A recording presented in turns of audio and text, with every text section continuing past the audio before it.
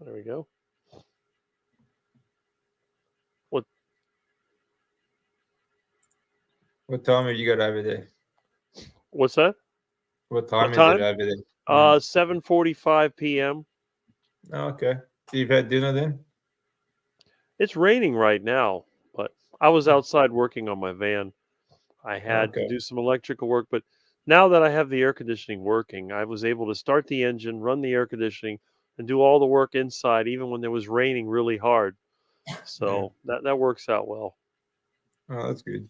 Yeah. It's good when the weather works with you.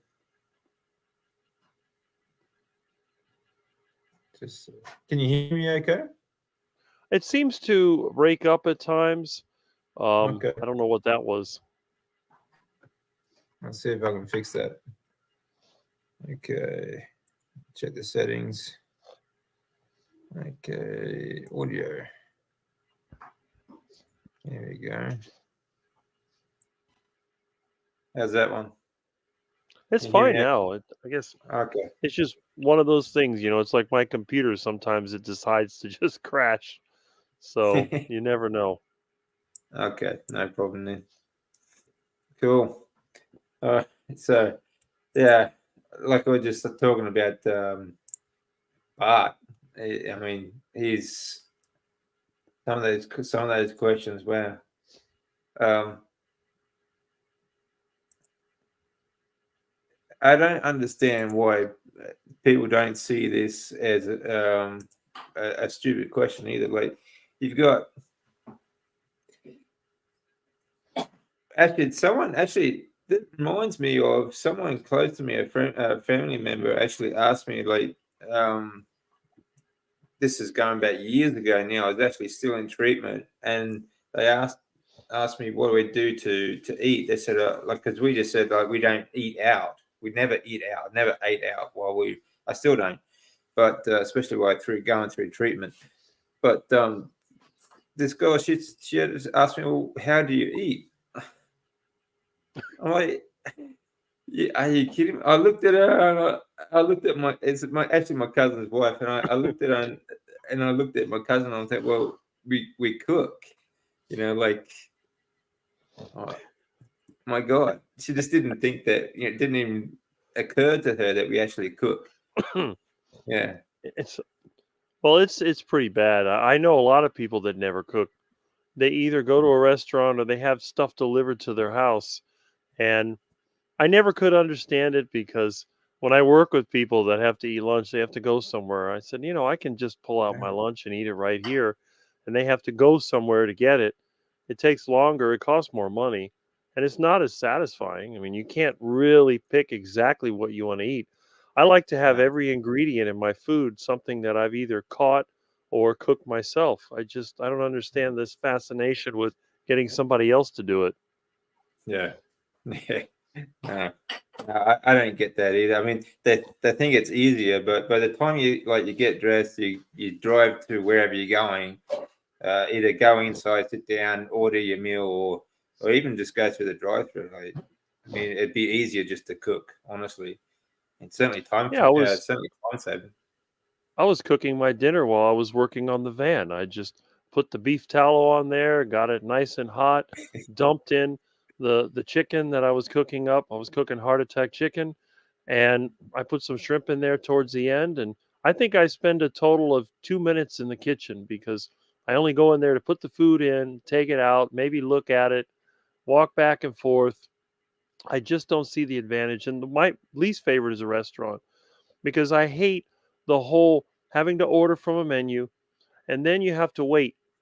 And it seems like it takes forever. You try to order a steak or something, and then you're waiting and waiting, and you don't know what's going on. In my mind, when it comes time to eat, the eating experience starts with grabbing the raw, natural product and then Yeah, cutting it, preparing it, cooking it, whatever it takes, and then smelling it as it cooks, hearing the sizzle, and then I know when it's ready. So I'm the kind of person that I like to keep time very much in my mind. I know pretty much every time what time of day it is because I look at a clock every now and then. I look at the sun, and when I'm cooking, I can time it just right. So if I want to eat, let's say I want to eat lunch at noon, I'll start Mm, cooking lunch around 11:20, 11:25, and when I got the heat just right, it's always ready right on time. So, yeah. but when you go with people to a restaurant, then they complain, "Oh, the service is slow. Oh, the food is not there." And you never know. Sometimes it's fast, sometimes it's slow, and I just I don't really see it. It doesn't I don't get it, for the money you pay and the time you spend, I just don't see the advantage. No, I don't see any advantage either. Plus, you don't know. I mean, you don't know how they're cooking it, how they're preparing it, who's doing it, and what their hygiene levels are like, or anything. You don't know anything about it until you get it to your plate and you just eat it. Like that to Right. me And is. the other problem is I don't know what they put in the food, like you said. A few Mm, months ago, I went with a friend of mine gave me some chili that they had bought from somewhere, and it was meat, and it looked fine. It was tasted good, but then about 5, 6 hours later, I had to go to the bathroom, and it wasn't normal, and I had some mm, discomfort. And there mm, was beef chili, and I make yeah, chili all the time myself. And there was no beans in that, and it wasn't really spicy. I don't know what they put in it, but whatever they put in it did not agree with me. yeah. Yeah, and it doesn't have to be much, especially like for yourself, like because you've been on such a clean diet your whole life. I think you'd be very sensitive to anything outside of it. So I am, and there's certain ingredients that I just can't take. The interesting thing is, cooked. Well, I've had cooked vegetables with meat that I've made for a friend of mine, and I've eaten some of it. It didn't bother me. I put yeah, onions and I put broccoli in there so that he would because he was a vegan before that, and mm, it's about 50% ground beef, and the rest of it is you got some onions and broccoli, and there's a couple of other um, animal based foods I made for him like that, and I've eaten some of it. I didn't have a problem. It tasted good. It didn't bother me. But when I go and get some kind of restaurant food or something that's made somewhere else, it always gets me every single time. And I yeah, do it as a challenge every now and then. I'll eat some of that food. Even a steak. I've had times where I went out with some friends to a restaurant and had a steak. Now, what never bothers me is like the Brazilian steakhouse where they bring you the meat and they cut it. I never have a yeah, problem with that. I can eat all that I want. It doesn't bother me. But sometimes if you go to the barbecue place or you go to one of these chain steakhouses, I don't know what they put on the meat, but I mean, it tastes good. I don't get really sick or anything. It's just that it disrupts the bathroom schedule. And then yeah. sometimes I'll feel a little tired afterwards. And they say they don't put any sauce, they don't use seed oils, but there's something going on. I can't figure out what it is. It's got to be something. I know that a lot of like I think at this like smokehouses and steak restaurants and that they do use a lot of seasonings and like either sauces or something like that. They have seed oils and other things in them too. So you just have to be careful too. That's the thing. You just don't know when you go out. So I mean, I don't like not knowing what's in my food. You know, especially these That's days. right. Yeah. But uh, thanks for joining us, everyone. Glad to see you all here. We're just kind of reacting to some of the just I would say absolutely ludicrous questions. We were just watching Bart K, and one of the questions, and no offense, look if this guy's out there, but um, it says that according to this person, he 5 days a week because of where he works. He only has access to McDonald's, In and Out Burger, and KFC. Those are his only options for lunch. But it just to me seems like a really stupid freaking question.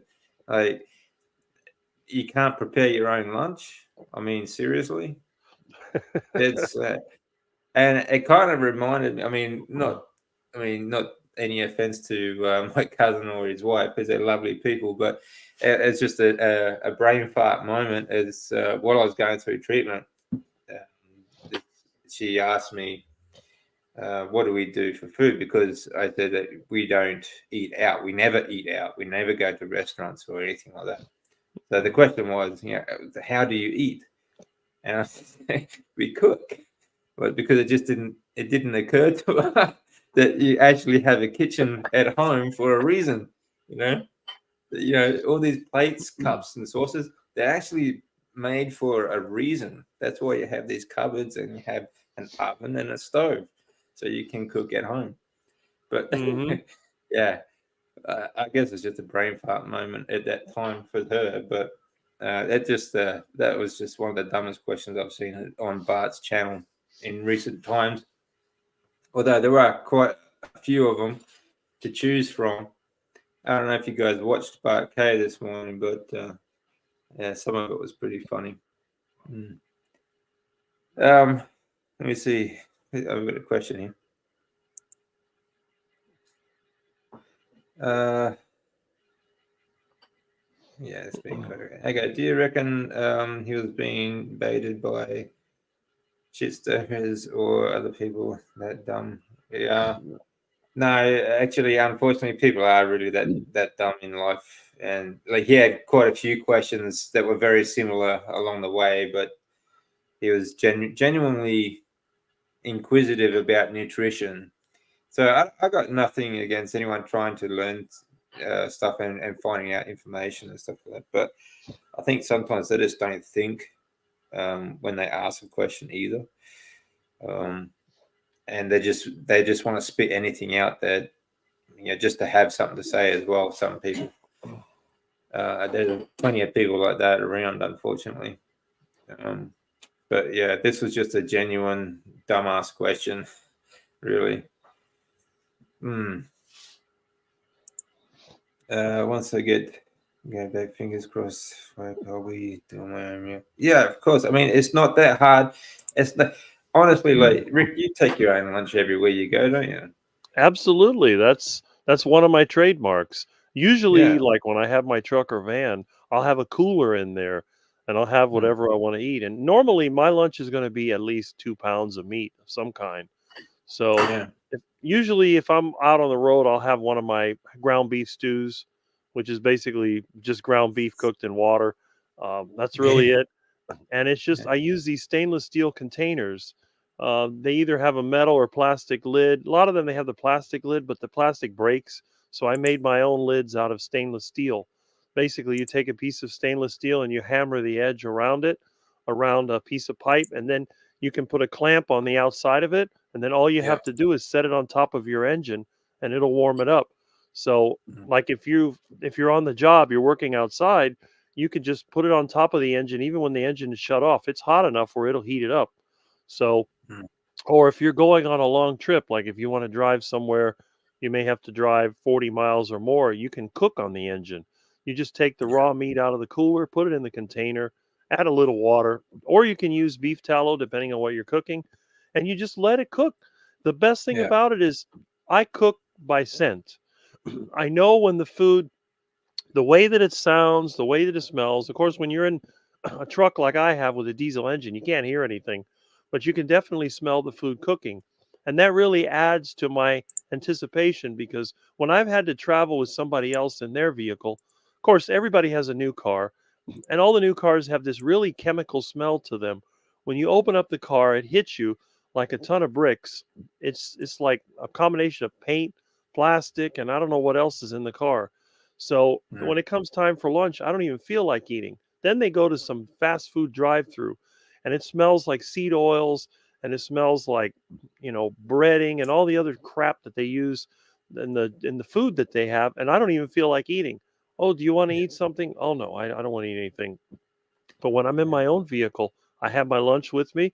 And like I said, when I'm getting there, usually about an hour before I arrive, I put the food on the engine and you can smell it. And it's just when you start smelling the food cooking and it smells good, then your appetite really gets stimulated. Yeah. And I can put away 2 pounds of meat like nothing.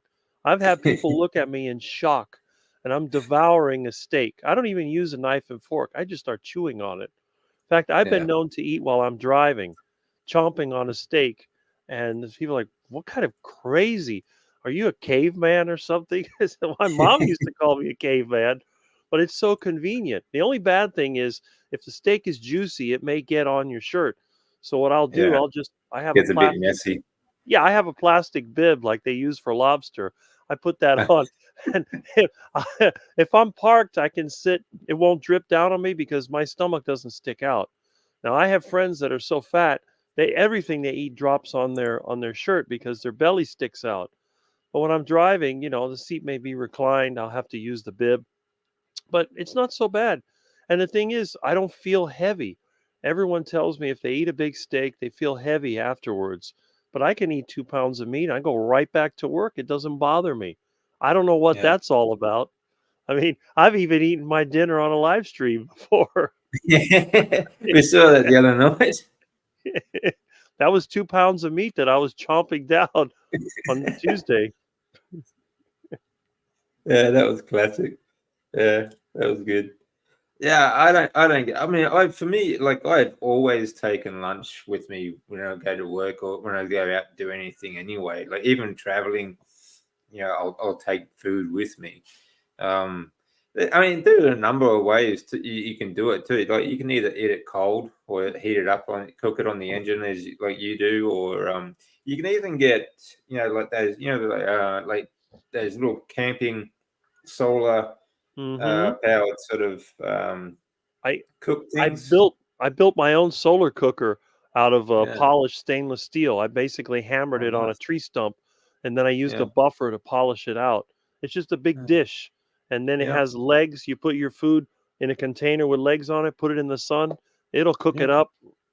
40 Yeah. minutes. That's, It'll cook that's up. all you have to, and they're cheap too. So all you do is just put it out in the sun, and even if you've already cooked it, pre-cooked it, and then just heat it up, 10, 20 minutes in the sun before you eat lunch. It's not a big deal, is it? It's not hard.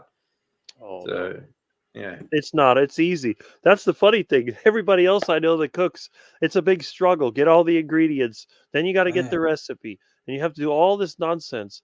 And me, I just reach in the freezer, grab a slab of frozen meat, put a pot of water, throw it in there, pop a lid on it, and go out and do my work. And Mhm. then by the time it cooks down, it's already defrosted, it's cooked up, and that's what I did on Tuesday when I was on the live stream. I got home late from work. I got home at like 8:45 and Oh, I had a okay. live stream at 9 and my computer broke down at the same time. I spent 2 minutes, I threw that thing in the kitchen, it was cooking, and it was like, yeah, when it was ready, I could smell it. I Yeah. just don't understand why people make such a big deal out of eating. It's really Yeah, I agree. I mean, to me, like, it's never been that big a deal. Like, I've never been big into recipes and stuff like that. So it's kind of like, I think it's an obsession with food, and even when people go carnivore and they start making all these, you know, really overcomplicated carnivore recipes and stuff like carnivore this, carnivore that, and trying to mimic junk food, like it, they're just still obsessed with food. Like I mean, for me now, I just take the steak out, cook it. That's it. Like you said, it takes a couple of minutes. You don't have to sit and watch it. You know, and the it's other thing crazy. too is if you have an animal that's a carnivore like a cat, do you think they care if you spend time seasoning the meat and putting all these garnishes and all that? No, you just take a slab of meat, you throw it to the cat, and it chomps it up. It's that Yeah, simple. I don't see yeah, what the problem is. yeah. I don't. Yeah, I don't get it either. I want to spend the least amount of time cooking and preparing and thinking about food as possible. So, That's but, my theory. When you're on the mm, heart attack diet, you got to spend time having fun because your time is limited. One day you're going to just drop dead from a massive heart attack. But in the meantime, you want to make your time count. You don't want to be slaving over a stove, over a hot no, stove, stirring, adding things. Just throw it in yeah, the grill, put it in a pot, walk away, and enjoy. It's so yeah. simple. Yeah, it is. It's very simple, really, isn't it? It should be. Like I keep saying to people, eating is like the next basic instinct to breathing. Like that's it. Like it should be as easy as possible. You should know and just don't worry about it. To get fill your life up with more interesting things. The Uh, problem is a lot of people that I know and people that I've dealt with, they have been trained to crave certain tastes and certain yeah, experiences. So when I offer them the food that I eat, they look at it as like, "What is that? It's just a piece of meat." Yeah, yeah, that's my food. And then I said, well, if you fill up your car, you just fill it up with diesel or gas or whatever it is. You don't try to blend it so that it's a certain color or certain way. You want something that's going to work. And when you know what works, that's what you use. That's the way I think of food. I know Yeah, what works for me. I know what makes me get energy and feel good. So I just keep it simple. I just yeah, and the women especially, they're the exactly. worst because the ones that I know, they're always complaining that if they eat out, the food didn't taste right, and then there's something missing, and then the ambiance and all this. Like, oh, I don't Yeah, care about that. Just give me a piece of meat and I'll be happy. Very simple. yeah. There you go, ladies. Cook him a steak and he's yours. That's it. And remember, But I'm a you're right. caveman. Yeah, I don't you're right. use a knife and 100%. fork. Fair enough. But I think you're 100% right because like it's nutrients. That's all your body needs. It just needs its nutrients, and that's all you're chasing. But you're right. People have been trained, or like when you're a kid and you start having fruit, or you first start eating, like you have some fruit, and it's not so sweet, but then you crave it. You start everything gets sweeter and sweeter as you add more sugar and add more sugar and add more. It's like when food chains, for example, like back in the 80s, like the cheesecake shop, for example, the cheesecake back then would not be as sweet as it is today. It just keeps getting sweeter and sweeter because they get numb to the taste, and it just doesn't like if they had like if you had people from today trying to eat the same thing back 40 years ago, it wouldn't have that same sweetness for them. And it's sort of like they're weaned onto. It's like an addiction, they need more. When you start off on like a small amount of drugs, for example, you end up pushing yourself and keep taking more and more and more and more drugs. It's an addiction. Hmm. Well, the other thing that's really I hate sweet foods, but I love yogurt. And when you go to the store, if you try to buy yogurt in the store, it's very difficult to find the plain yogurt. Some Uh, stores don't even carry it. It's yeah, all this flavor and that flavor and fruit this and blah blah that and then sugar free, and it's just I'm thinking to myself, where's the plain yogurt? You can't find it. They got a Publix here, you can't find it. You can't find it in mm, the Winn Dixie. The only place you can find it is at Aldi because Aldi's kind of a basic store, but it's just yeah, all this sugar crap. And one time I made a mistake. I picked up the vanilla yogurt instead of the plain yogurt. And when I uh, took the first bite out of it, I instantly spit it out. I said, "What is wrong with this? It's spoiled or something." And then I looked at it, I realized, oh, it's vanilla flavor and it was sweet. The sweet taste was so foul to me that I spit it out. I thought it was sour. I thought it had gone bad. And I looked at it, yeah, and of course, I took it back to Aldi and they let me take another one. I didn't know. It's just I made a mistake. I said, if you're not satisfied, you can get another one. But I never yeah, made that mistake again because I make 99% of my own yogurt. It's just that was one time I was away from home. I was on, a business trip and I needed some yogurt, so I bought it from there and I made a yeah, mistake. And there's just so many things that I don't know. It's just yeah, sweet this and sweet that. Even some beef jerky or whatever that a friend of mine gave me. I took one bite out of it and spit it out. Then I looked at the ingredients. Said, "Oh, yeah, it's got dextrose and all this other stuff in it."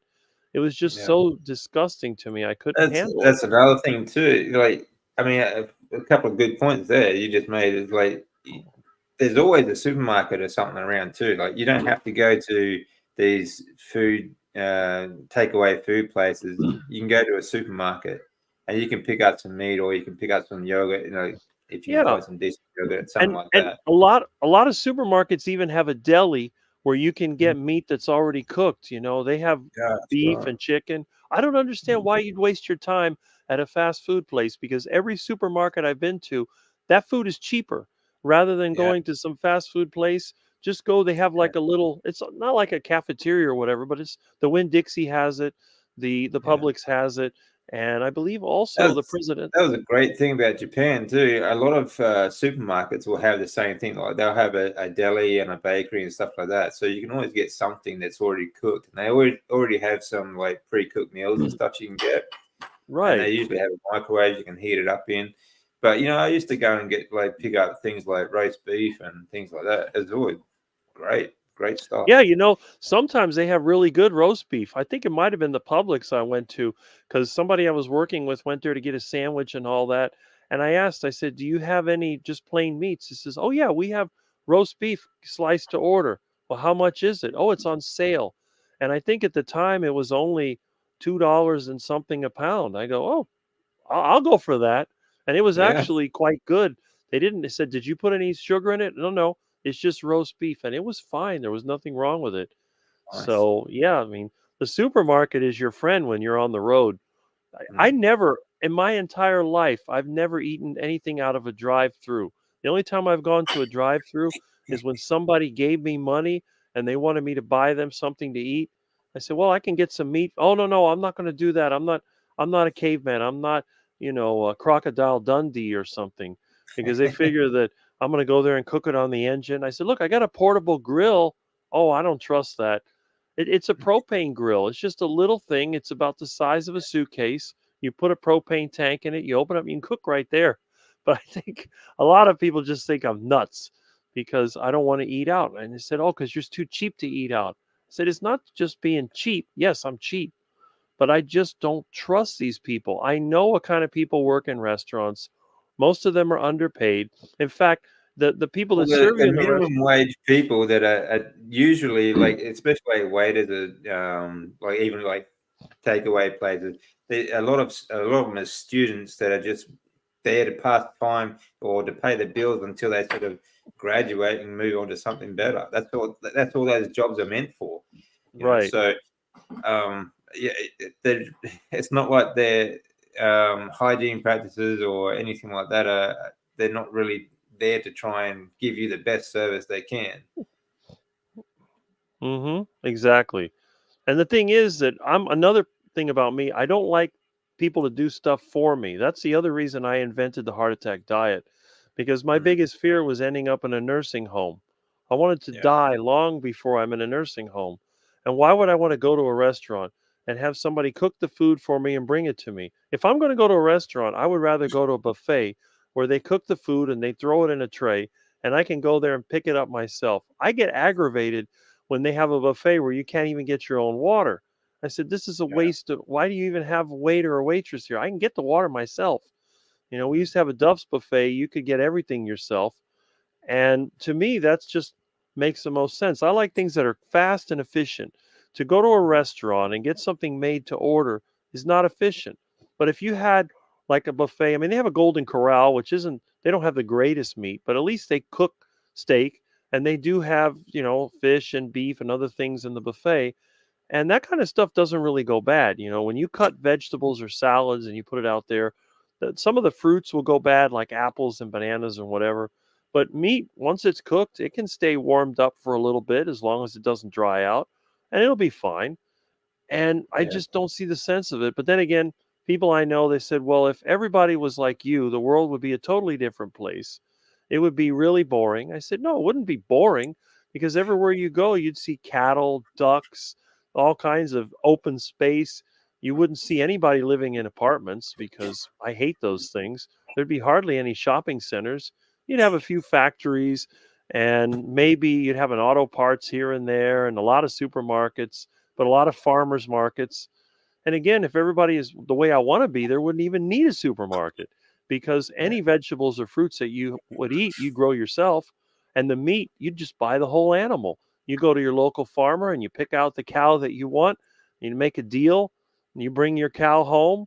You feed it for a while just to get it, nice and, well, not really fat, but kind of content. And then one yeah, day you just terminate it and turn it into 6 months of food, and, yeah. and then That's the right. best part is, and then you get also that hide as a bonus. I like to Yeah, make my own furniture, so you're going to have leather you can use. I mean, you think about it, it's makes so nothing much gets sense. wasted on an animal.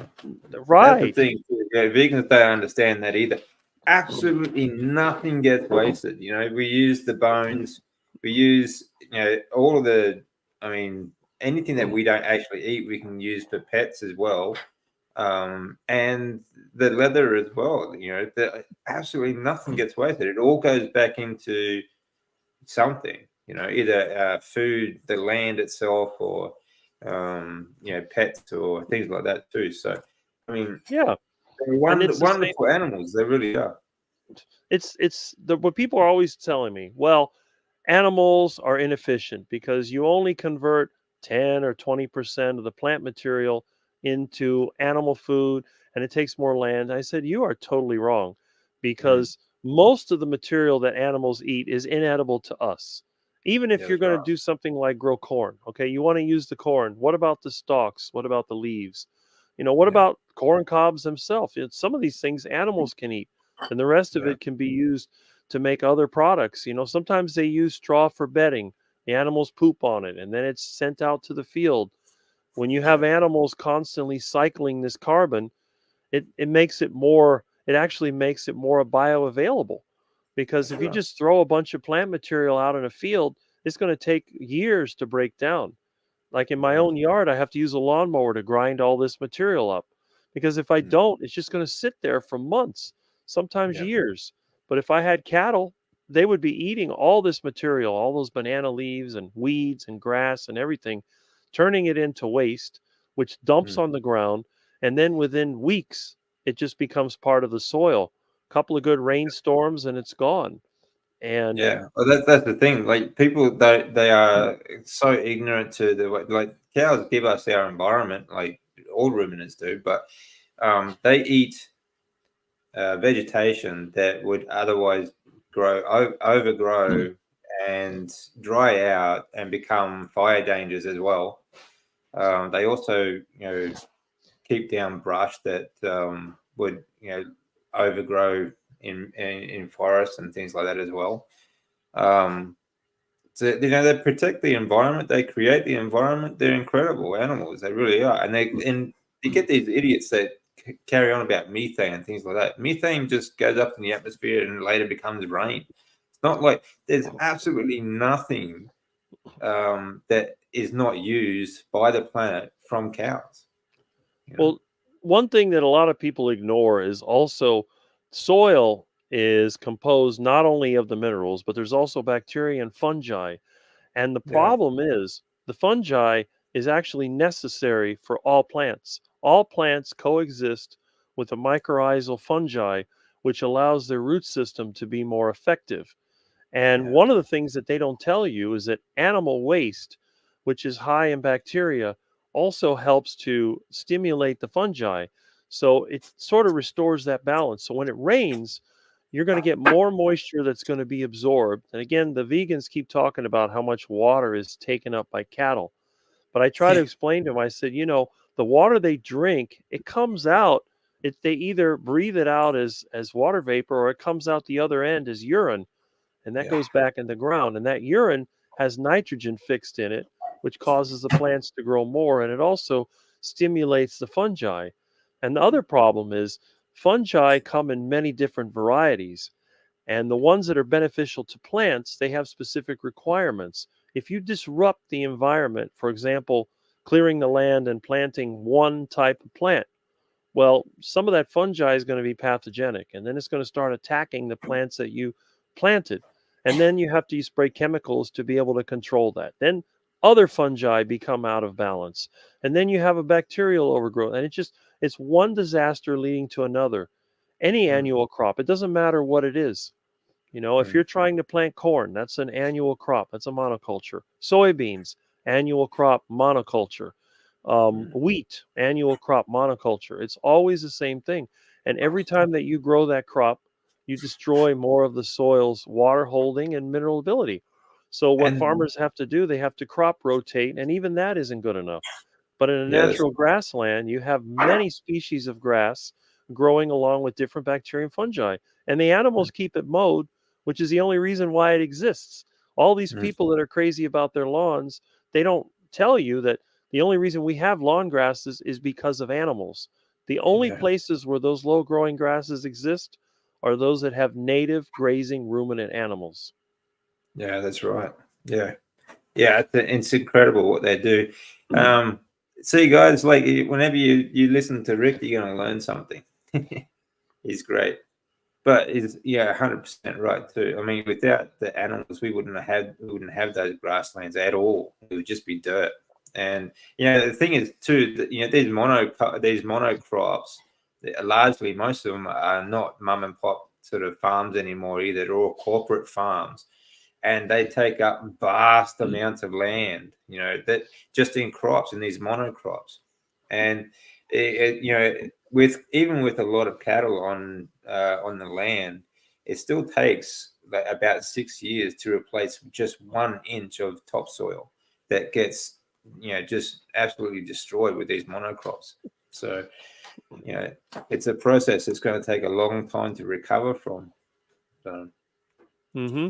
uh, And then on Sandra the was other talking about hand, look at all the material the vegans are throwing away, and people in yeah, general, all the produce that goes in the landfill.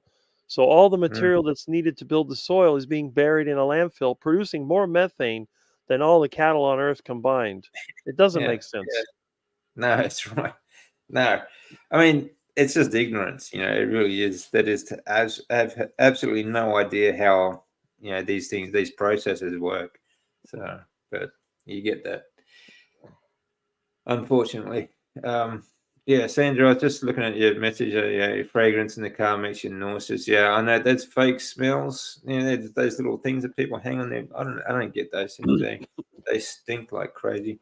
I remember Hmm. like when I was going through treatments too, like any kind of slight odor, even like someone else's body odor would make you, just yak. Hmm. But yeah, those things are terrible. Those all these fake stuff. Um, a lot of actually, you're talking about the vanilla yogurt too. I did a video on that last year about all the fake food industries. Like, there's only like on in around the world 1% of the market in vanilla essence, for example, is actually vanilla essence. The rest of it's all chemicals, and most of them petrochemicals that they use as artificial flavorings. So it's crazy stuff. Yeah, and that's Um, true of everything. Look at all the people that have these toxic scented candles. They're making oh yeah, candles out of paraffin, which is a petroleum derivative, and that puts out a lot of pollution instead of yeah. making their candles out of something like beef tallow, which produces no soot and no pollution. Yeah, that's right. Yeah, exactly. I mean, a lot of candles and soaps and everything like that used to be made out of tallow or fat of some sort, whale fat or other things. But since all that was like you get a man-made sort of stuff like candles, like you said, all petroleum-based stuff. It's Mhm. just and it stinks. I mean, the scent. I mean, there's so many things going into our air that people just don't think about. Yeah. It's interesting because I live in a house that's full of mold, and it bothers me less than some of the newer buildings I go into, which have all these scents. They have Yeah. these candles, and they have these air fresheners that you plug in the wall. These things give me headaches, and I've gotten Those dizzy from oil some of them. ones, yeah. Those Yeah. oil ones are horrible. They're so strong. And there's I think my folks used to use this one, the sensor one, but you sort of walk past and they spray this mist stuff in the Oh air. yeah. Yeah. They have those Oh, in the that's restrooms horrible. here. It's terrible. Yeah. Yeah, this stuff is disgusting. Will we ever get DC to sing steak and eggs and steak? No, I would say no. Yeah. Eggs and steak and eggs. It's what's for dinner, I That's guess, or breakfast. that's what you should have for breakfast. Delicious. That's what you should have for breakfast. It's delicious. Yeah, Yeah. that's right. Mm. Man, used to binge eat cheesecakes from Tesco back in the day. Yeah, yeah, I've had my share of cheesecake when I was younger, when I was in my 20s or so. But I don't think I've ever eaten once one I of was sick. those. Yeah, I think actually we did have. I mean, that's just one of the things I noticed too when I came back to Australia. When when I first came back, before I was actually diagnosed, my folks had some cheesecake at because they had this big Christmas gathering. This was the year after or the same year as the earthquake, and before, like the 10 years before, I was living in Japan. but before that, yeah, I had some cheesecake from the cheesecake shop. But I tried it again. It's like 10 years later. It was like, I don't know. It just felt like it was 50 times sweeter than it was before. It was like biting into it like a cube of sugar. You know? Mm-hmm. Yeah. He said, "Don't need to sing. Never know. Could have great singing voice." Yeah, I don't think so. I'm never been very good at singing. Uh, um, Actually, I've never been. I don't know. I suppose I've always been a bit self-conscious of that sort of stuff. Singing. Yeah, a lot of people. It's very common in Japan. Like even kids, like it's very common to go karaoke. Mm-hmm. They have these like karaoke places in Japan. They all like have like these private rooms. There'd be like 50 of these private rooms. They can all go, as a group and sing and stuff like that. It's like a common hobby over there. And they all, I've never found a Japanese person that doesn't sing and doesn't do it well. But myself, I've always been a bit self conscious about that sort of thing. So I've never actually sang. I've Uh, I've I've been to these karaoke parties here, but then dogs start howling, so I don't think that went too well. yeah. Well, yeah. They might be just joining in.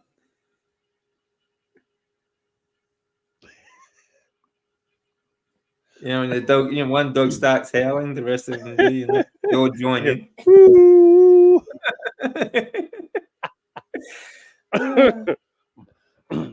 One was so bad I actually unplugged the microphone, and then it sounded better. He Yeah. was howling away, and I unplugged the microphone. He didn't even know it. He just like, oh.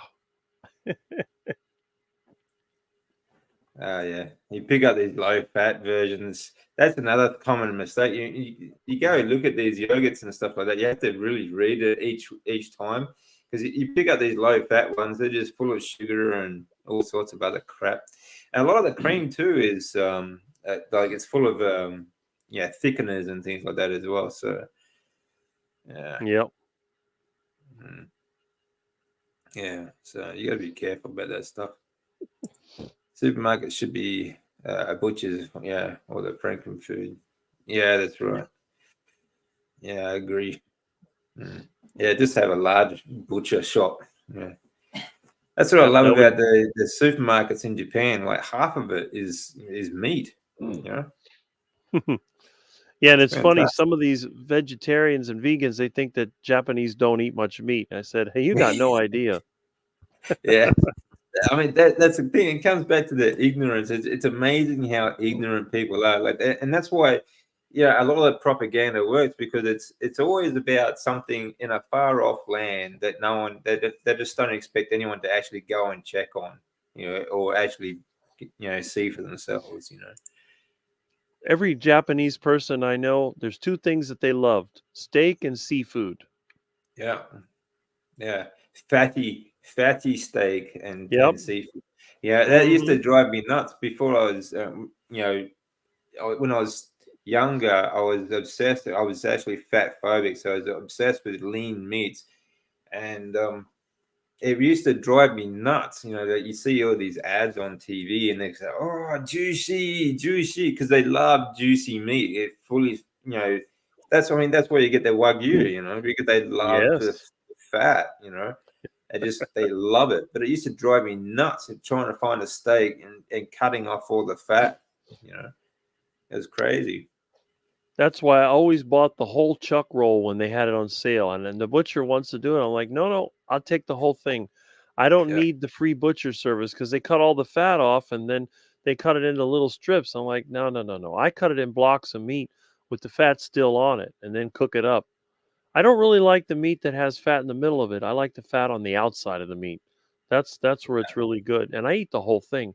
I just yeah, start chewing. If it's inedible and I just chew it up, I just throw it outside and one of the stray cats or ducks will get to it. yeah, yeah, yeah. It never goes to waste, does it? not really. Nothing goes So, to waste. I throw mm, out every scrap I have, and in the morning it's not there. Even if it's a mm, bone, it disappears. Something always eats it. yeah. My son worked in McDonald's for a short time. His stories would curl your hair. Yeah, no thanks. Yeah, I bet they would. Yeah, the Mm-hmm. revenge aspect to it. Yeah, I agree. So another good reason, just don't go there. Plus, you're supporting a company that is literally poisoning you. People are actually paying for their own poison. They cook in seed oils. They're actually like they even those meat patties, they're actually infused with oils to help them cook and to give them that sort of fried look sort of thing too. So and who knows really what kind of meat they're using either too. So all sorts of stuff that going on.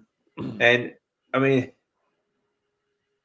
honestly, you don't want the carbs, but a lot of the food is carbs that just don't go off because there's so much preservatives in them. Like there's a photo up on in my community page, McDonald's meal that's 10 years old and it doesn't have any fungus on it. You know, the only thing on it is dust. It's unbelievable. Yeah. So, imagine what that's doing to your stomach and to your body. That's Yeah, it. yeah, unbelievable. We actually did a bit of an experiment here at home. Um, my wife, she sometimes likes to bake her own bread, and we had a slice of bread sitting in the fridge from a supermarket. This is a long time ago. We did this, and fresh baked bread that she made herself. The baked bread that she makes herself was Hard. stale the next day and growing like 2 days later. All right, it's starting to grow fungus and everything like that. The store bought bread. I mean, this is just bread, just white bread. Okay, we had it in the fridge for nearly 3 months and nothing happened to it. It looked like the day we bought it. It was a bit more stale because it'd been sitting in the fridge, but for 3 months, this piece of Mm-hmm. bread was still there was nothing on it. You know, so it's crazy. Mm, That's right. yeah. Yeah, that's right, Sandra. Cattle can be, they graze, all ruminant animals, they can graze on very hilly sort of land that is not suitable for agriculture, and not suitable for building on as well. So, um, yeah, you have that problem in places like Japan. A lot of the buildings or cities and stuff in Japan actually on the flats in valleys because you're building on the hillsides. Japan gets a lot of rainfall and earthquakes, so that makes for a lot of landslides. Okay, so they can't build on it, they can't farm on it, but yeah, you could certainly graze animals on it though. Yeah, and cattle are not really affected by earthquakes. No, no, not really. Mm. Hello, Steve. How you doing, mate? Um, Another thing too, when it goes back to water efficiency, like you said, when you're grazing cattle, all that water just goes back into the land anyway. Mm-hmm. But how much water does it take to grow crops? It takes a phenomenal amount of water to grow crops, and especially crops like uh, rice. Like in Japan, you have these, like they always have these tiered rice farms, okay, in the water, but there's always water flowing through. It's just a constant thing. Mm-hmm. And especially if you're in a dry country like Australia, for example. I Um, know you know, I know some places they use ducks for pest control in a rice paddy. yeah, yeah, yeah. A lot of Asian countries do that actually. Yeah, Mm-hmm. ducks are great for that because I mean they love the water, good in the water. They keep they also eat frogs and stuff like that too. So Yeah, that's right. yeah, They eat mm. anything that moves. That's right. Yeah, so they're really good for that. Plus they're yeah they make good fertilizer for the rice as well. Their poops. That's So right. And then you yeah. get all those eggs and eventually meat. Yep. Yeah, that's right. Yeah, I mean they're great. They're great for. I mean, it's the same as cattle. You know, all this is the thing. All the foods that are on our species specific diet, they are all just wonderful for the environment. They grow the environment for us. You know, so yeah, they're wonderful animals. So you should have. I mean, it's good to appreciate them, but you also have to appreciate the fact that also use them for that purpose. You know, Mm-hmm. otherwise the world would be overrun with these animals as well.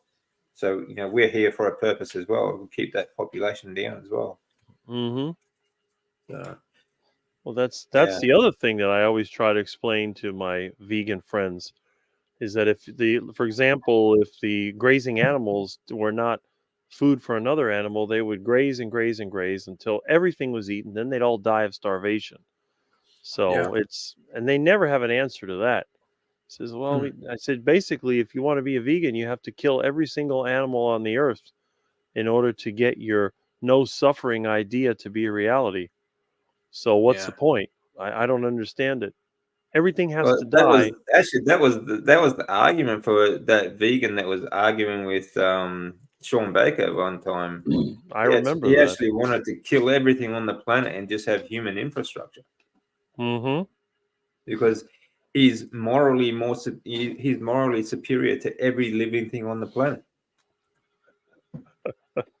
Well, that Seriously, was yeah. I can't remember what his name was, but I do remember that. But the thing is, I had commented that this is the same argument I've had many times with people that I know, all the ones that are into this hardcore veganism. And I yeah, keep trying to tell them, I said, you have to destroy everything. Every living thing has to be wiped out except for humans. And we're not going to live because if you get rid of all the insects, all the other animals, the planet will die and we'll die. So we're done. If yeah, they think they can manage the system, they can't even manage their own lives. How are they going to manage a whole Earth complex yeah. That's right. ecosystem? They can't Yeah, do that.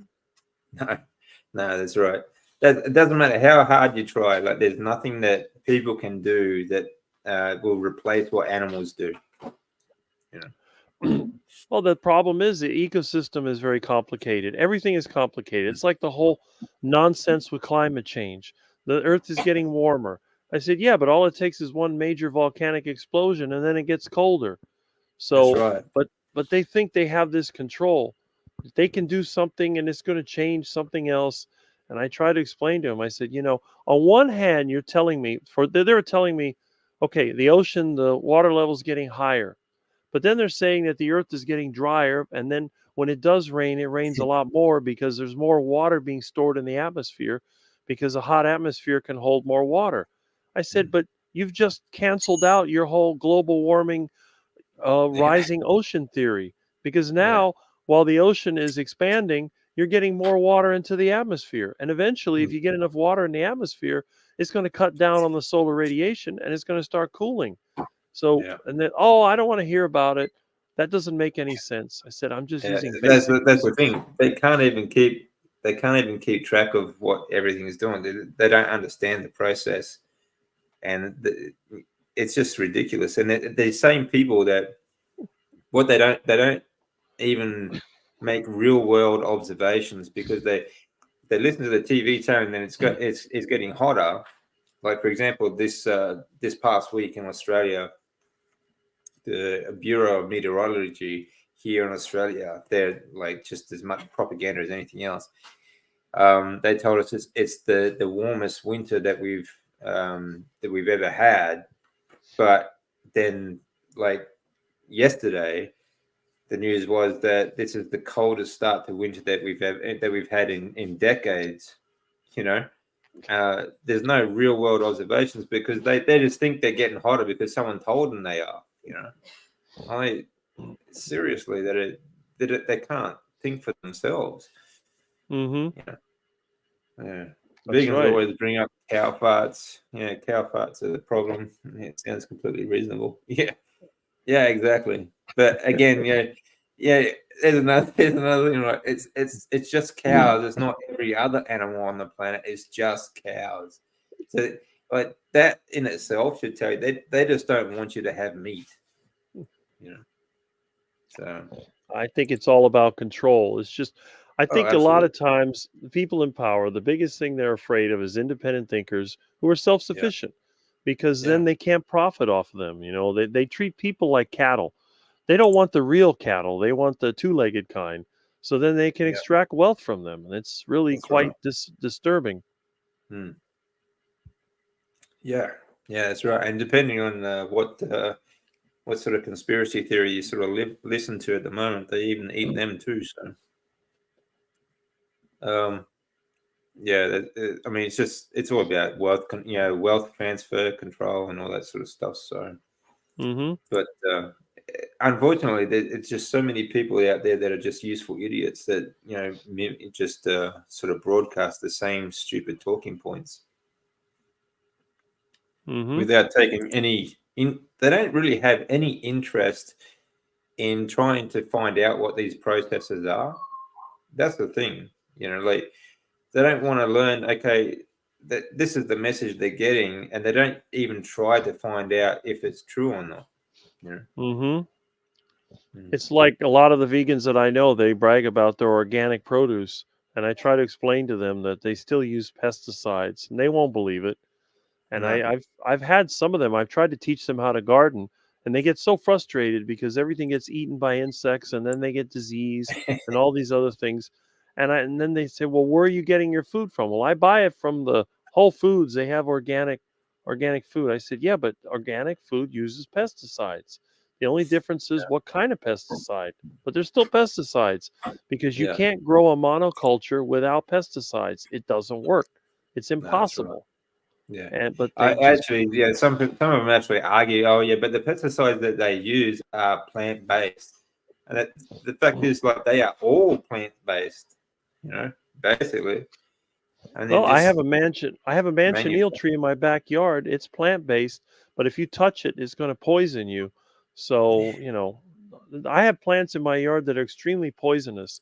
And I always point that out. I said, just because something's plant based doesn't mean it's healthy or safe. No, that's right. Yeah, that's right. Yeah, a lot of if you have a look at a lot of the like cleaning products that you have in your house now, a lot of them are plant based too. You wouldn't drink the stuff, you know. That's right. Mm. Yeah, vegans don't think almost everything farts. They think that poop doesn't stink. Yeah, that's true. Mm. Yeah. I know vegans certainly smell a bit. You can't get past the smell sometimes, you That know. is true. That Yeah, is they do. They literally they stink. You can they, smell a vegan. that's very true. I don't know what that's all about, but it is I've experienced it more than once. Yeah, yeah, that's true. Yeah, that's the thing. Volcanoes are. I mean, and there's a lot of super volcanoes too. That some of them. I mean, they pour out, and that's another thing that really gets me about this argument. They think that CO2 is poison. You have to be incredibly naive and stupid to think that CO2 could possibly be a poison. If without CO2 you couldn't breathe, you know. It's part of your breathing process. It's part of it's plant food for everything on the planet. I mean, it's just incredible. And they don't even Hmm. a lot of them don't even understand there's two different molecules. There's CO, like carbon monoxide, and carbon dioxide. I've had this argument before with people. They have no idea. They just think carbon Hmm. is carbon. Well, that's It's the same crazy. argument I have with sodium, potassium, calcium, all these other minerals. They think it's all Mm, the same. And I try to explain yeah, to them, you don't eat sodium. Sodium is an alkali metal. It will burn you because it yeah, reacts with water. You could have yeah, sodium chloride, or you could have sodium bicarbonate, or any of the other. I mean, sodium, what is it? Sodium hydroxide is lye. It'll burn you. mm, Potassium metal will burn you. Potassium chloride use is safe. You could also have a sulfate, magnesium sulfate, potassium sulfate. It's all some type of molecule, but it I guess they just want everything to be simple, and then they have this idea, and like you said, the whole global warming, carbon dioxide, that's the big deal right there. Yeah. And I said, yeah, I mean, carbon dioxide, you produce carbon dioxide. So does that mean that you're destroying the planet? And some of the vegans feel that humans are destroying the planet. It, Mm. it's mind-boggling, some of the crazy ideas they come up with. Actually, I saw a meme about that yesterday. Stupid vegan meme saying like the planet, like this, just like an apocalyptic sort of photo of what the planet looks like with humans, and underneath, what the planet looks like without humans. And of course, it looks like a Disney cartoon like Bambi or something, like all the animals living in peace, and it's just, yeah, so beautiful and green. I mean, there's just unbelievably naive stupidity. But Hmm. good point there, Sandra. Yeah, unfortunately, we are being pushed towards feudalism, and idiots are running headlong towards it. Yeah, yeah, they're like lemmings. You know, you see one go over the cliff. Oh, look, that looks like fun. Mm. Yeah, I heard they use leftover seafood mush to feed their feed their That's veggies. true. Yeah, That's true. Fish meal. yeah. And there's actually here in Australia, there's a wild carb in Australia is like a pest fish in our waterways. And what they'll do is they actually have competitions to see how many you can catch to try and get rid of them, which they never will because they're like, I mean, they breed faster than rabbits do. And but what they do is they dry them out and mulch them up into a fertilizer, Hmm. and they sell it like that. So yeah, seafood can be used for all sorts of things like that too. Like I Hmm. said, like animals never get wasted, never. You know, Nope.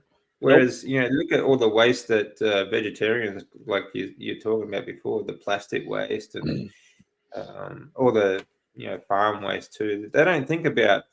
They just think, like I said, they just think this stuff just appears on the supermarket shelf, and or the organic local shop sort of shelf. They don't think about the machinery and all everything that goes into processing and creating these foods for them. But you get that. Well, I've had people tell me, when I pick duck eggs, they comment on my videos, why don't you get your eggs from the store? Like, what kind of stupid comment is that? You know, if I'm going to get duck eggs from my yard, why would I go to the store? Yeah, yeah. That you get some stupid comments, don't you? Um, yeah, like some of these ones, like we were talking about before with Bart, to the some of those stupid comments. Oh man, I mean, it boggles the mind. Honestly, it really does. Things like the are just the most basic, common, sort of human sort of thing that it should be second nature. People are actually asking how to do. You know, yeah, duck eggs are bigger and yum. Yeah, that's the thing too. Actually that was one of the questions too. I thought was a little bit daft today. Listening to Bart, someone saying asking if they can eat seafood or not on the carnivore diet. Why couldn't you? Exactly. Why couldn't you eat seafood on the carnivore diet? Seriously, this is the thing. Like they ask that there's no variety because they simply think that all you can eat is beef. I mean, okay, fair enough. There are zealots out there that will tell you, oh, you have to eat a ribeye every day. This is all I eat. I just eat ribeye, sort of thing. Okay, yeah, there are a few zealots out there that do that, but seriously, you can't get everything you need from like just one steak every day. All right, you have to. I mean, you have to have a good mix of food, and there's absolutely no reason why you can't have variety on the carnivore diet. How many animals are there in the world? Honestly, and There's a some lot. cultures, and yeah, there's right, a lot. There's a lot more than there are people. So, see, all kinds of seafood. Yeah, and there's nothing wrong with eating seafood, and it's a whole different range of ruminant animals and things like. And some countries like vegans always go to this moral sort of argument. Well, oh, where do you draw the line? Why don't you eat dogs? Well, some cultures do eat dogs. Hmm. All through East Asia, China, and other places, they eat dogs largely because they can't afford. They never used to be able to afford cattle, Right. large cows, things like that. But they do eat dogs. For me, there's not enough meat or fat on a dog, so that's why I wouldn't do it. But there are animals. There's no animal out there really that some culture doesn't eat. So they're just making, well, without realizing it, they're actually ridiculing other cultures that do eat these animals. That's So true. yeah. Anyway, it's just again just comes down to ignorance, and I don't understand how. I don't think there's anything wrong with asking a question, but they don't seem to think about it before asking it. I mean, I find think, out. I mean, yeah, I think some people are just looking for attention, I guess, come up with some crazy ideas. yeah, that's true too. They just want to be heard. You Right. know. You come Yeah. up with an outrageous question, then people notice it. Yeah, that's right. Yeah, yeah. Like I said before, a lot of it is. Sometimes it is that it is. They they just can't think of a decent question, but they want to be part of the conversation, so to speak. Right. Yeah, yeah. So, but actually, Rick, you're probably one of. I mean, you eat a large variety of food. I mean, you even eat lizards. Um, is iguana the only lizard that you eat? Pretty much because, I mean, obviously that there's alligators here, but you have to get an alligator license and go in the hunting season, all that. And besides, alligators are carnivores. I generally avoid carnivore meats because they tend to have Yeah, concentrated heavy metals in them. So, like mercury and sometimes lead, because the environment here is not very good. But the iguanas are yeah. mostly vegetarian. I prefer to eat animals that eat plants and maybe insects at the most, like ducks. Well, that's Ducks fattier generally, too. yeah. Well, ducks generally they're going to eat some plants. They're going to eat insects, so they're usually pretty safe. Because again, when you eat smaller animals and you eat plants, you're going to get a lot less of the heavy metals. So Mm, those are the ones I want to eat. And of course, the ruminant animals, obviously the deer and the cows and all that, those are good to eat. But yeah, just the iguanas. I mean, there are other lizards are too small. They're just not mm, big enough to be any kind of a meal. Some of them are yeah. only like that big. But the iguanas, they can get really large and they're invasive. And they were destroying my garden, which is the main reason I started eating them. I didn't realize when I shot the first one and I looked at it, I was going to throw it away, and I thought, hmm, I wonder if this is edible. And I went Yeah. ahead and cut it up and I started eating it. It was very good.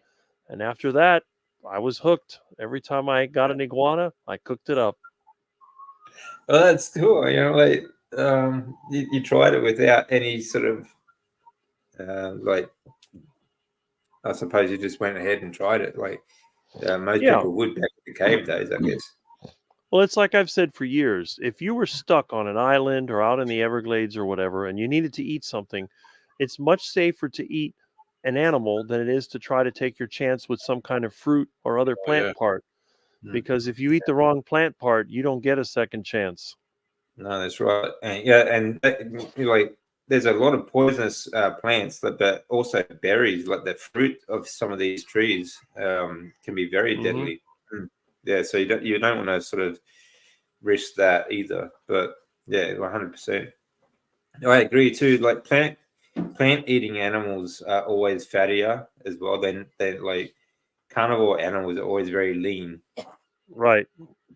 So that's not going to be. I mean, it'll get you through the day, sort of thing. It'll sustain you, but it's not going to be very nutrient dense compared to That's a right. fatty animal. That's So, right. I think it was the Mongols used to eat horse meat. Yes, they did, and they were. they would go, they would fast a lot too. But yes, they did eat a lot of horse meat. But also in the 1800s, in the siege of Alexandria, the French soldiers who, developed scurvy because they were under siege and they couldn't get fresh food. So the doctor started them on a all horse meat diet, and uh, their scurvy went away.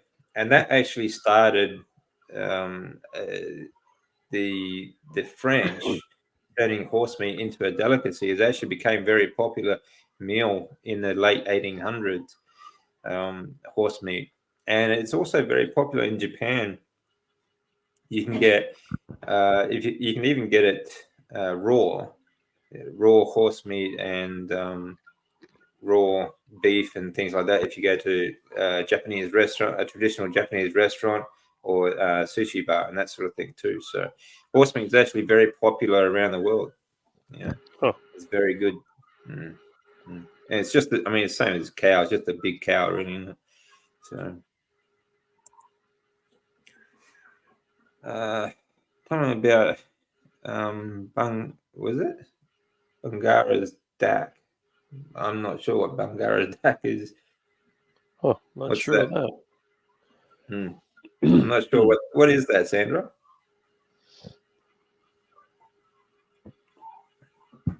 You'll have to tell us about that one. Yeah, yeah, but yeah, horse meat, all kinds of meat. I don't think there's anything on the planet that, like animal-wise, that people haven't eaten at some point. And I don't think they've ever had any trouble with, really. Even Africa, before it became popular to sell tusk and things like that around the world, they still ate a lot of those animals, like elephants and giraffe and things like that. They still would eat those animals. So, Mm-hmm. yeah, horse meat's in Italy as well. Yeah, quite a few places around the world. Horse meat is quite popular. So um, and especially if you've got nothing else around, then obviously you would, wouldn't you? Mm-hmm. So just another ruminant animal. Oh, hey, Running Tap, how you doing? Good to see you. Yeah, Yes. yeah. So I mean, I think a lot of it. I mean, yeah. I mean, the stupid questions that you see from people are quite.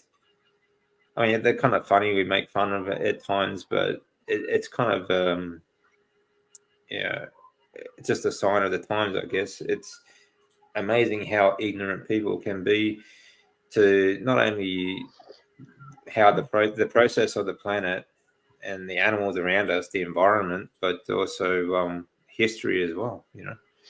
We've always Mm-hmm. eaten these animals, always, and Right. like you said, and nothing, absolutely nothing, goes to waste. You know, so it That's all goes right. back into the planet. That's it. Yeah, giant lizards here in WA, 8 foot long, and will run straight up. Ah, yeah, yeah. There's lizards here in Australia. What they got? Goannas. Goannas are they're really big.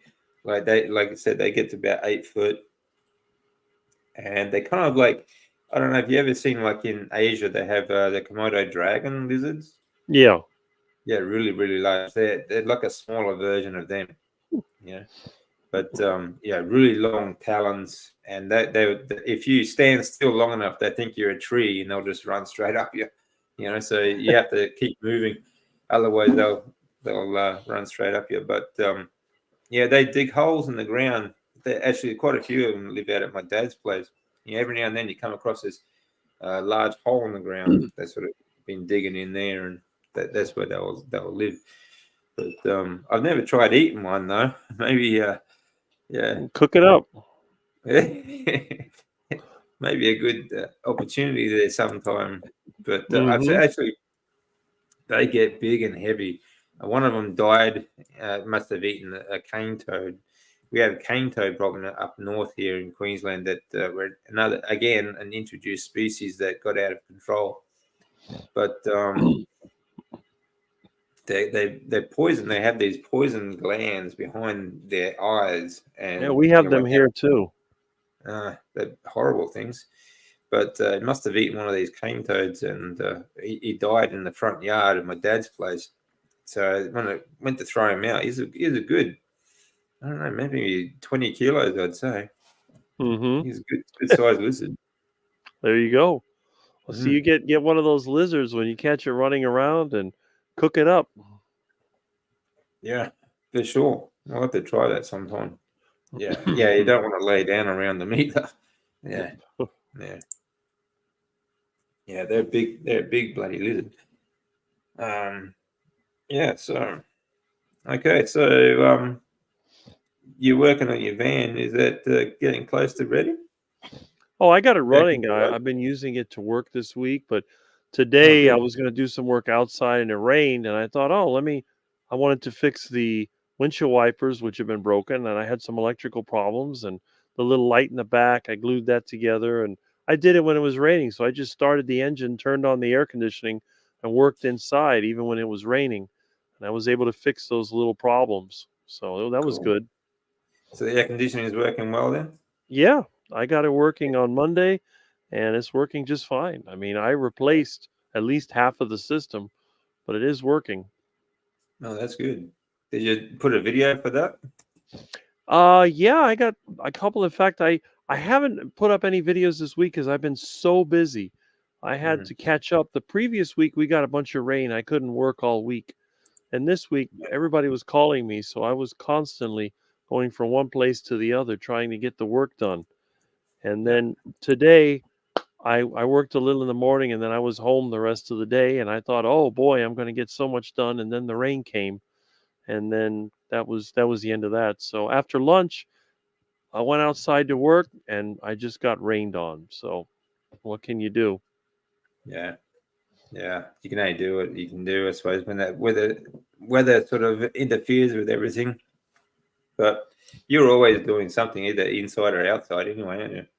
That's true. Mm, I don't sit down that much except maybe for an interview and that's about it. Normally I'm running around from place to place. yeah, yeah. No, that's good. It's a good way to be. Like you said, it's heart attack, the whole heart attack diet. Keep moving. Yeah, That's it. it's better Keep than moving, wasting you know. away. Yeah, That's it. The last thing you want to do is rot out or rust out. You want to just yeah, blow up. You keep going and then bam, that's it. yeah. I agree. You know, Yeah. by the time they call the rescue, they're already on their way to the cemetery. Yeah, just pick up and straight to the cemetery. That's Yeah, it. I I always agree. tell somebody, what would you rather look like, Dr. Greger or Dr. Baker?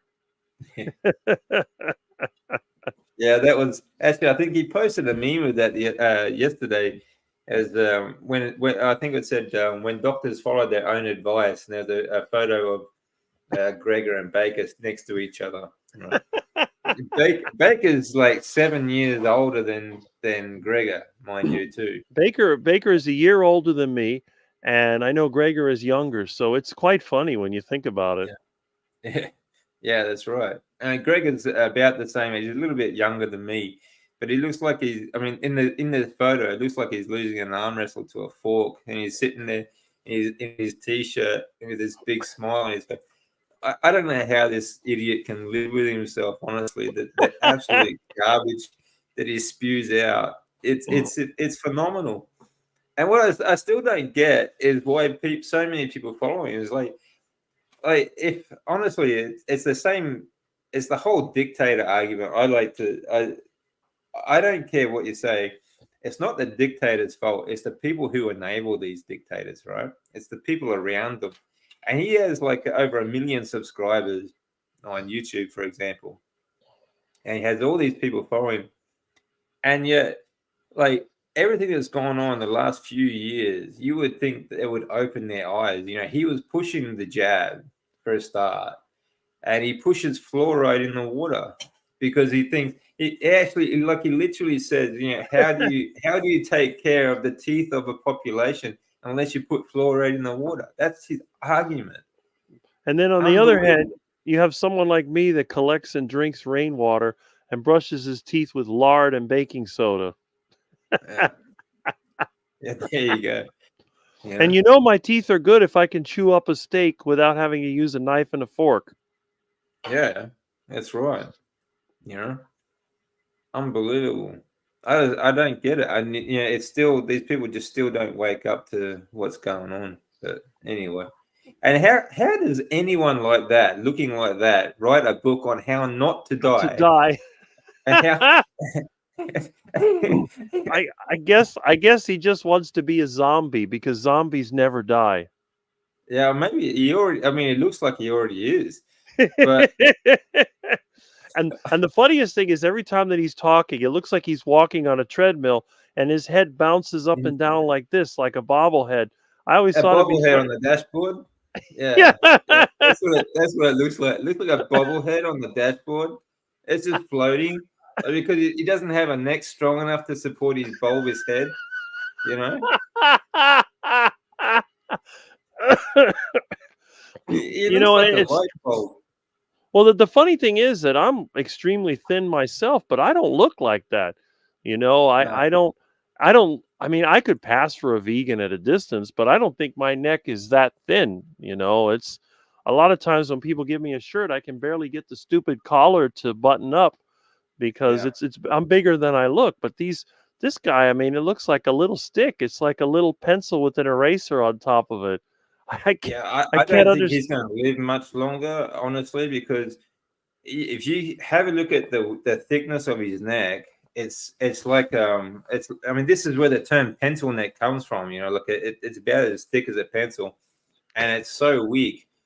And like one of the one of one of the markers of longevity is grip strength. Okay, and grip strength that starts in your neck, right?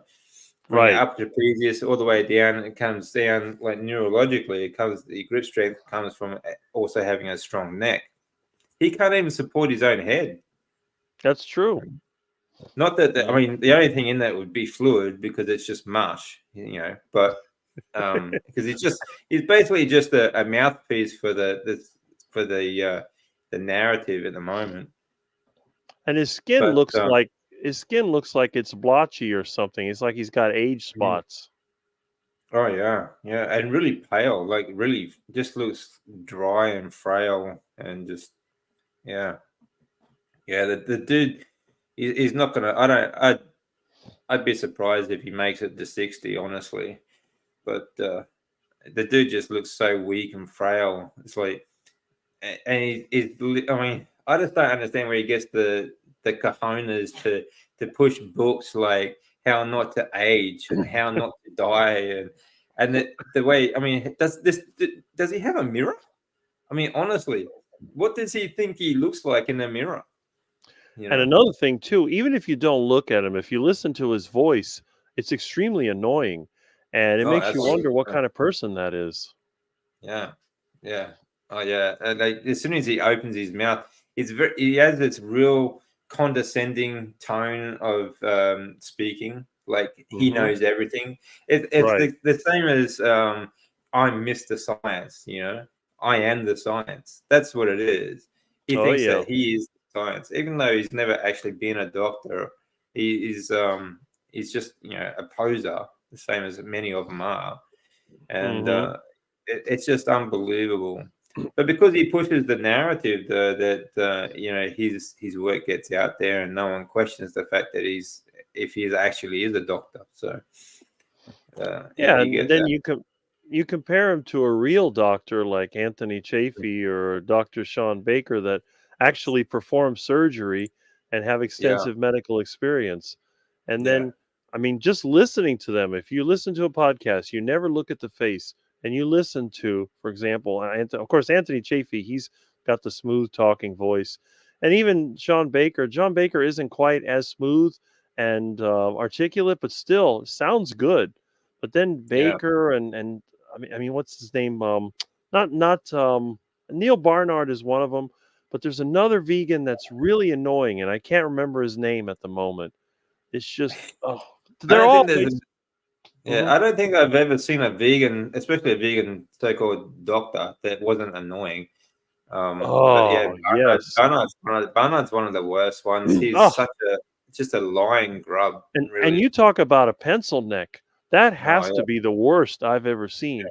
I mean, yeah, it's like somebody's arm holding up the. It's crazy. yeah, I don't know. yeah. I mean, if that's what the vegan lifestyle does, you would think that most people would take one look at that and say, "Forget it. I'd Mm. rather be one of those crazy carnivores than be a vegan." Oh yeah, that's right. I mean, a lot of it. I mean, there are these vegans that are vegan because they're so. I mean, they're ignorant, but they are concerned about the animal welfare. But I think most of them are doing it because they think that it's healthy. Most people just want to be healthy. Right, But the right. problem is, I mean, they don't make any real observations either. Have a look at these vegan so-called influencers. They do not look healthy at all. These Mhm. so-called vegan doctors and whatnot. They they are just a shadow of a human being, really. Mhm. Well, Yeah, it's like my friend that was vegan. He was vegetarian as a kid, turned vegan, and he just had so much digestive issues that he yeah, finally couldn't take it anymore. He kept seeing me chewing meat and eating the crazy foods, the heart attack foods, and laughing about it. And he says, yeah, he says, finally, after watching me, and then I showed him some of the videos on YouTube, and he actually did watch Anthony Chaffee's videos mm, and saw the interview that it did with him and with Baker and all that. And he says, well, you know what? I'm going to try this carnivore diet. The problem is he hasn't really gotten into the carnivore diet 100%, but he's meat based keto and he's been increasing his meat intake at first because he says I should go carnivore. And he tried that and got sick and then couldn't go to the bathroom and felt bad. I said, look, all you got to do is just start adding the meat. Get rid of the most offending vegetables, start adding the meat. Make sure you cook all your vegetables that you're going to eat. Cook it with meat. And that solved the problem because all that raw, nasty stuff, you got these scammers out there, these raw vegan idiots telling them that yeah, the best foods are raw and not cooked. And I try to explain, I said, if you're going to eat the plant foods, you need to either cook them or you need to ferment them. Even a cow can't eat raw grass, it has to ferment the that's right. grass. It slow Yeah, cooks it in its stomach and ferments with bacteria. There is yeah. no That's why they animal. chew cud. Yeah, Right, exactly. There's no animal, there's no mammal that can eat plant material and thrive in its raw form. They have to be able to break it down. If they can't break it down, they're not going to be able to use it. yeah. So That's what really, people don't understand. Like when they see ruminant animals, like they are chewing all day long because they're digesting it, they're fermenting it, then they chew the cud, and it just keeps going back and forth. It's not like they take a new mouthful every the whole day. that's right. Yeah, I mean, I remember as a kid, you watch cattle. They go out there, they graze some grass, they chew Mm, it up, then they go off to another spot and they just keep chewing and chewing and chewing. They drink some yeah, water, and then of course they're constantly producing cow manure and urine and all the other things that they do. It's just like a food factory. It's like a slow cooker and a fermentation process all in one. That's what they're doing. They're cooking and fermenting their food. So in yeah, his case, he ferments some of the vegetables, cooks the rest of them. 60% of his diet now is meat, and he's gotten rid of all the health issues. The problem is he's too afraid to come on my channel or any channel because he's got too many vegan friends. And there's a yeah, tremendous amount of peer pressure. Even his own, you know, girlfriend is mad at him because he gave up the vegan diet. And then on the other hand, he cured his, let's just say, bedroom issues, and now I guess he's after his girlfriend, and she's kind of uncomfortable with the whole thing because I mean this is somebody that was not even 40 and was already suffering with ED issues and all kinds wow, of digestive issues and all these problems, and it all went away, and it went away in 6 months. yeah, All that diarrhea and gas and pain and the colitis and all the other nonsense that he was dealing with, and then he was even having trouble breathing, trying to exercise and then have trouble breathing? I said, you probably have heart trouble. Well, I can't have heart trouble because I'm on a vegan diet. Well, But it's not getting any oxygen to his blood either. Like, his blood, his red blood cell count be low, which means he wouldn't be carrying oxygen to his muscles and lungs and everything like that. So, no wonder he'd be having trouble. Like, but and then you the would other think that his girlfriend would be happy that he's getting healthy. Well, that's what I was gonna say. The other thing I told him, I said, I noticed that the hair on his arm and legs were falling out. And I said, you have serious circulation issues. Your Yeah, body is not getting the nutrition that it needs. You're getting old. If you look at an old person, they have smooth legs. They don't have hair on their arms. Their skin is pale. It's just yeah, part of the process of falling apart. And that all grew back. It came yeah, back. His skin darkened, and it just everything changed just yeah, from eating 60% meat. And he's still yeah, eating vegetables to some extent, but only cooked and fermented. And the rest of it is meat. And yeah. he's doing really well. It's been a Mm, year now since he started this diet, and it's like night and day. And mm, no more fart either, no more gas. The gas yeah. is gone. That's the thing too. These, a lot of them are. So that these influencers though, recently a lot of paperwork, a lot of like paper trails sort of shows that they're all paid by big food industries as well. To push this raw vegan BS. And like you Hmm. said, the hair on the arms. Have a look at Gregor. I mean, it looks like he Yeah, shaves. It looks yeah. like a shaved ape. You know, That's so the thing, they start losing the body hair, and I said, because everybody I know, when they're on that vegan diet, that's what happens. Now, a mm, normal person is supposed to have it. I mean, even a skinny guy like me, I got plenty of it. I mean, it's yeah, all over the place. yeah, And when that starts to fall out, I was always told, I mean, there's two things you have to look for. One, you get a line on the side of your ear. That's supposed to indicate some type of heart issues. And then yeah, the hair on your legs and arms starts to fall out. And when it mm, gets to that point, then you know that you're in a bad place. But I never yeah, realized that switching to the carnivore diet could regrow that. It actually yeah. came back, which Yeah, I agree. Like I never expected that either. But especially like after treatments, the chemo and everything like that, I had no body hair at all. And the the the chance of that regrowing, especially in my situation, like just I mean, even after the transplant, they didn't actually expect me to live much longer anyway because they thought it would just come back Mm. anyway, and it wasn't going to last long, so it didn't matter so much. Um, but now, I mean, I'm as hairy as I ever was before. I think probably more Mm-hmm. so. So, it all comes down to the nutrients, and Right. like you said. Here's a question: What food do you guys most dislike? Most dislike. Mm, There's a lot of, I mean, I dislike, I think donuts are the food I dislike the most. Just the mm, sight of them makes me feel like throwing up.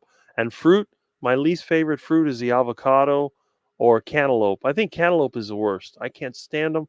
Just the smell of it makes me feel like just getting sick. But yeah, yeah, donuts and anything that's like baked like that, I just don't like. yeah. I'd say anything that's got seed oils in it, anything that's heavily processed. I look at these packaging and things like that now. I just look at them as toxic. They should have like a toxic label, warning label on them. I think Hmm. kind of like you know you would on something you would put on it like a radiation sort of thing. They're just I, absolutely horrible. Mm, I don't even know, because I was using seed oils as a fuel. They are so messy. That stuff sticks to everything in your kitchen. It yeah. oxidizes. I make paint out of it. I just made paint for my payphone out of seed oils. So why would anybody even want to eat with that stuff? It's terrible. Yeah, that's right. Yeah, and good biofuels and things like that. But yeah, not anything that you should be ingesting anyway. Well, it's Um, an excellent biofuel because of how it oxidizes. It oxidizes so well that it burns clean compared to, like, if you tried to run your diesel engine on lard, which I've actually tried to do as an experiment. I took a small diesel engine and I tried to run it on lard, and it was a very bad. It didn't burn very well, and it had no power. It put out a lot of steam. It just didn't work. And then you use the seed oil, it burns very well because it oxidizes so easily. So why would Yeah, you want to eat oxidized oils that are just going to damage your digestive system?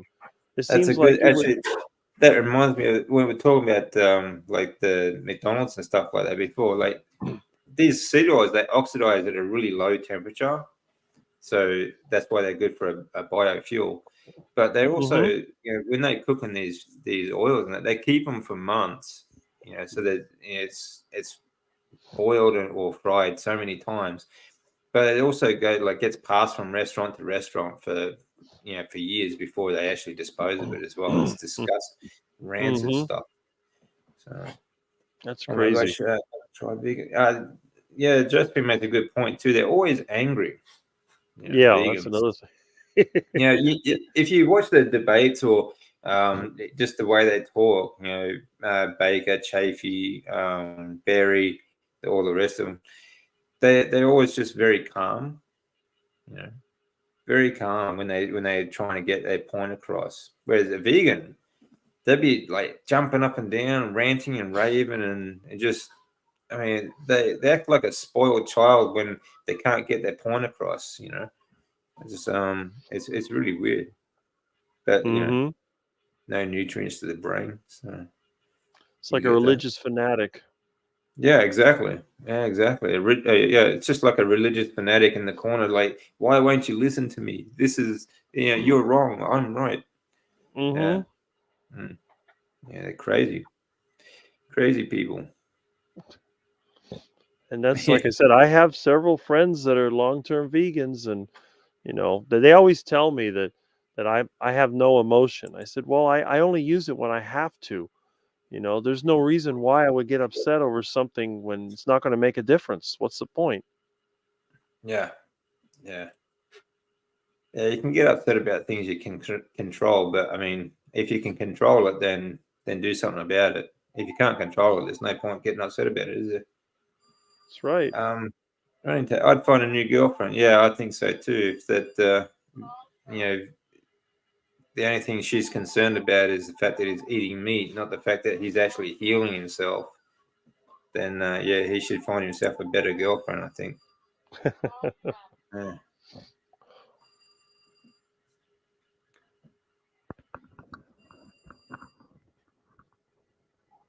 yeah, there's that too.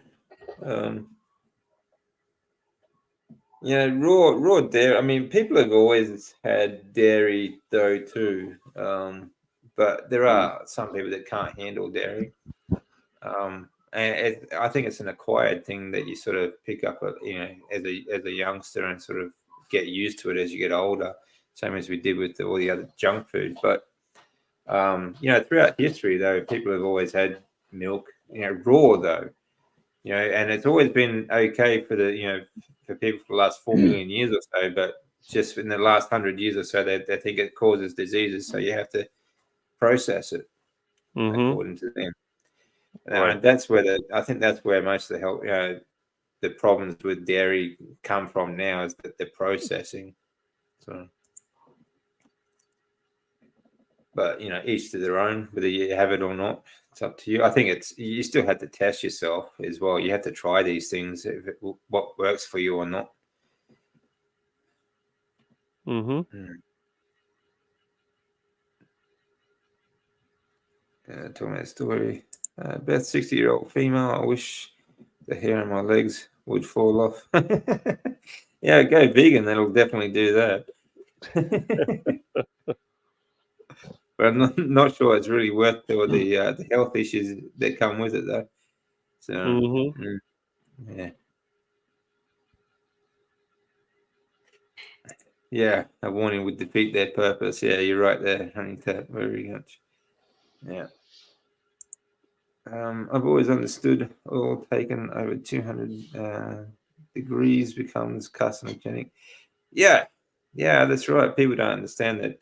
Yeah, these seed oils, once they oxidize, they are carcinogenic, and they, I mean, they do all sorts of problems. And they oxidize at a very low temperature. Like Rick was saying, they're great for biofuels, and that's why. Mm-hmm. So yeah, yeah. So, but yeah, again, it comes down to a lack of knowledge, a lack of interest as well. I think a lot of people just aren't interested in learning things these days. Um, so, yeah, it depends on what it is too, I suppose. Mm-hmm. So, what have you got going on for the weekend, Rick? Well, I got a little bit of work to do tomorrow. I got to move an office, and thank goodness I have my van working, so it doesn't matter if it rains. I'll do that in the afternoon. And other than that, just doing a few things around the house, getting ready for next week. Cool. Yeah. What's next week? Just more work. I'm not sure Okay. exactly. Um, Monday I may be off. I don't know. It depends on how the move goes on Sunday, but we'll Mm, see. But people call me all the time. They need to have things moved or things done, and it's just a matter of time before the work comes back. yeah. Is that like your own business that you're doing that, or you working for someone? Pretty much, I do it. I get paid by the job, so I guess technically it'd be my own business. Yeah. I just do. I Okay. do all kinds of repairs. I move things. I throw things out. There's always something to do. Yeah. So you're basically just like a handyman for Pretty most of them. much. Yeah. Yep, that's pretty much what I've been doing. I Cool. mean, that's just whatever it takes to survive. Yeah. Yeah, that's it, isn't it? We just do what we can to get pay the bills, things like that, That's it. as they keep going up these days. Well, yeah, So, that's true. I mm. mean, but then again, I What's try to keep my expenses down. Yeah, yeah, that's true. That's a good thing, isn't it? I mean, you're so self-sufficient. You don't really have a lot of bills coming in, do you? No, no, I Mm, mean, the biggest bill is property tax and food, and that's about it. yeah, Utilities, if I have to go without, I will. I'll run the generator if I have to. yeah, I make my own gas for cooking, so I don't have to worry about that bill. As long as I got poop delivered to me, I've got all the cooking gas that I need. cool. Yeah. Well, there's plenty of vegans around. You should have plenty of that. Well, everybody's got pets, they have cats and dogs and all this stuff. And I tell them, Yeah, don't throw it in the garbage, bring it over here, dump it into the tank. And then I add some grass clippings and some branches and add water and let it ferment. And that produces all the gas I need for cooking. yeah, yeah. That well, whatever works. I think that's great. Just And being then when I'm done, self-sufficient. it's fertilizer. Yeah. So that again, nothing gets wasted, does it? Nope, It all nothing. goes back in. Mm, And yeah. there's no vegetable waste, and anything that gets thrown out of the kitchen goes straight to the front yard, and that's it. It all Yeah. goes back in the ground. Very cool. Yeah, that's very cool. Hmm. All right, then, guys. I think Right. we're almost up to 2 hours, so we'll let Rick go home. And thank you all for joining us. I hope you all have a great weekend, and we'll see you again soon. All All right. right, thanks, guys.